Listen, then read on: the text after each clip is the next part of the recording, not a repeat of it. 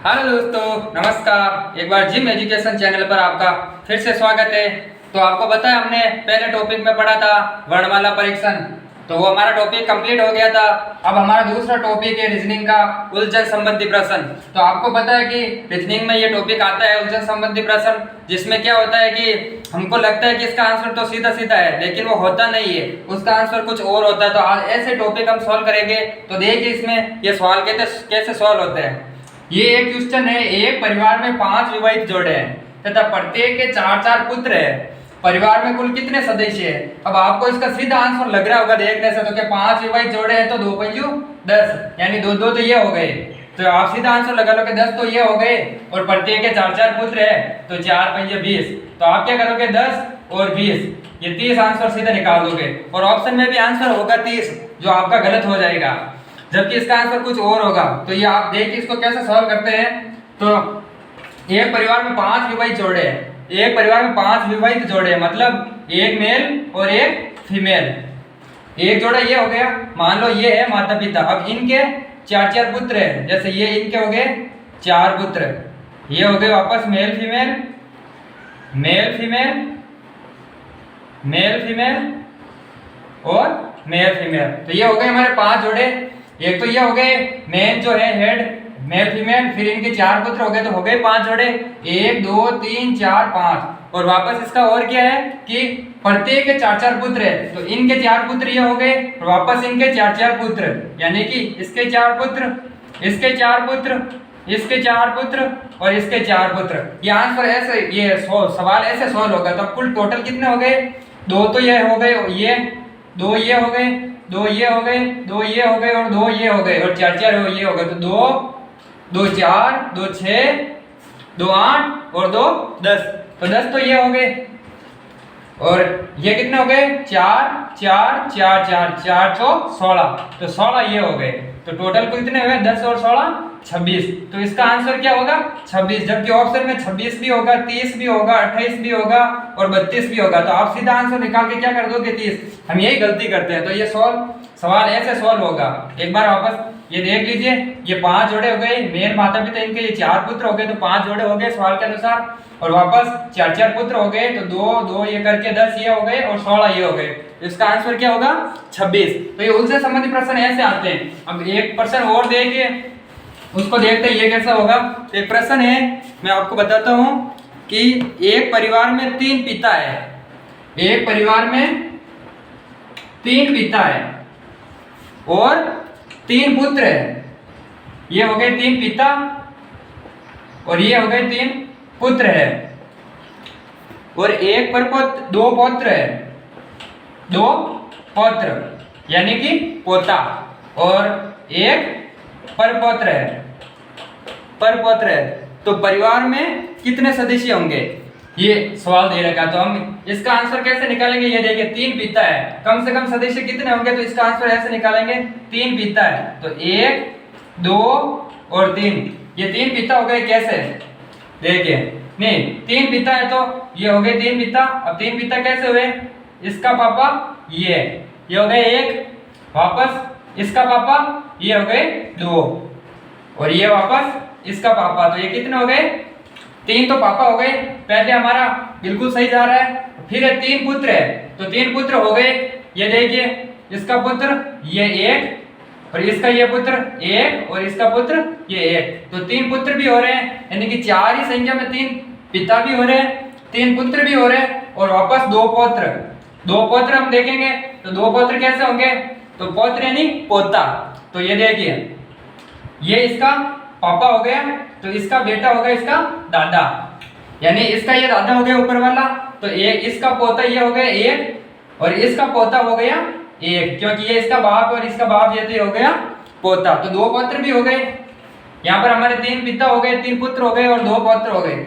एक है पड़पोता, तो पड़पोते में क्या होगा, देखिए ये इसका पिता ये इसका है, वापस ये इसका हो गया पोता, और ये इसका जो लास्ट वाला है ये क्या हो जाएगा, परपोता।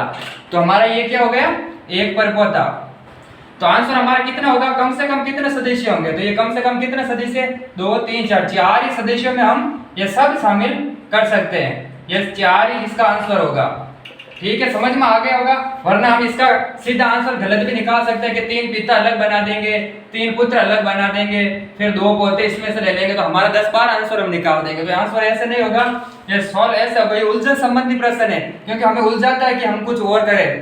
तो ये इसका आंसर हो गया 4। एक प्रश्न और देखिए, जिसमें मैं आपको बताता हूं, एक सुपारी है, उसको एक बार काटने पर 2 टुकड़े होते हैं। ये कोई सुपारी है, ये कोई सुपारी, इसको हम एक बार काटते हैं तो इसके 2 टुकड़े होते हैं।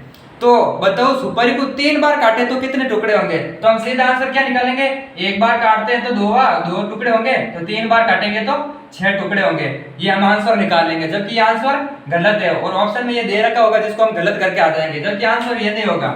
अगर एक सुपारी को हम 2 बार काटते हैं तो 2 टुकड़े होते हैं, तो ये 2 टुकड़े हो गए। अगर हम इसको 3 बार काटे तो एक बार और काट दो, ये काट दिया तो वापस ये 2 टुकड़े हो गए, और एक बार ये काट दिया तो वापस ये टुकड़े हो गए। तो कुल टोटल टुकड़े कितने हुए? 1 2 3 4 टुकड़े 4 हो रहे हैं, और हम सीधा आंसर क्या निकाल रहे हैं? 6।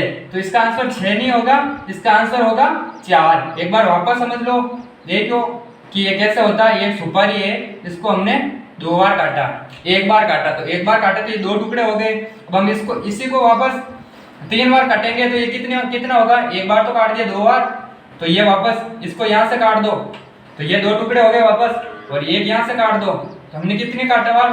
1 2 और 3 बार काटा, और टुकड़े कितने हुए? 4। तो ये आंसर होगा। सीधा आंसर देखते नहीं निकालना है, क्योंकि गलत हो जाता है। पहले इसको समझना है कि प्रश्न क्या कह रहा है। और कुछ नॉर्मल सवाल आते हैं, जैसे कि 10 कपड़े हैं, 10 कपड़े धूप में 10 घंटे में सूखते हैं, तो एक कपड़ा कितने घंटे में सूखेगा? ये ऐसा सवाल आता है कि 10 कपड़े धूप में 10 घंटे में सूखते हैं, तो एक कपड़ा कितने में सूखेगा? कोई होते हैं इतने भी कम दिमाग वाले कि सीधा बोल देगा एक घंटे में, 1 घंटे में सूखता है, जबकि ऐसा आंसर नहीं होगा। क्योंकि 10 कपड़े सूख रहे हैं 10 घंटे में, तो एक कपड़ा भी 10 घंटे में सूखेगा, क्योंकि धूप तो वही के वही आ रही है, सबकी अलग अलग थोड़ी जा रही है। तो चाहे एक कपड़ा हो, चाहे 10 हो, चाहे 20 कपड़ा, वो भी 10 घंटे में ही सूखेगा। चाहे 10 कपड़े 10 घंटे में सूख रहे हैं, तो चाहे 10 कपड़े हो या 20 कपड़े हो या एक कपड़ा, वो भी 10 घंटे में ही सूखेगा। तो ये हमारा हो गया, ये नॉर्मल सवाल ऐसा हो गया।